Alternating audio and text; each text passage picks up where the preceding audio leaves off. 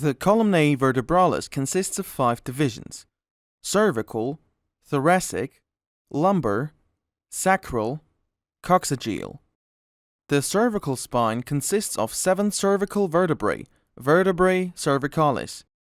The thoracic region of the vertebrae thoracicae consists of 12 vertebrae.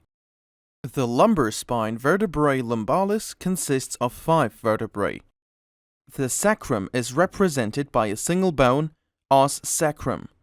It finally forms as one whole by the age of 25 to 30 years.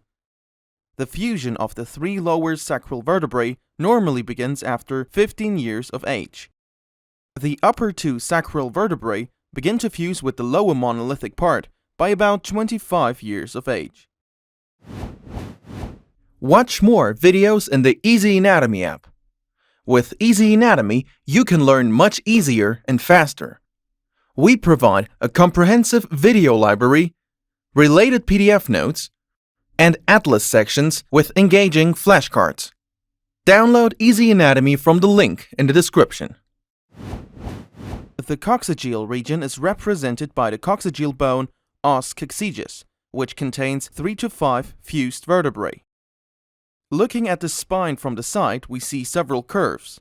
The forward curve is called lordosis, and the backward curve is called kyphosis.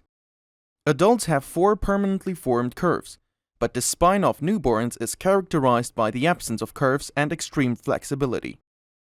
At 2 months of postnatal life, there is cervical lordosis, and at 6 months, thoracic kyphosis. By the first year of life, lumbar lordosis and sacral kyphosis are formed last.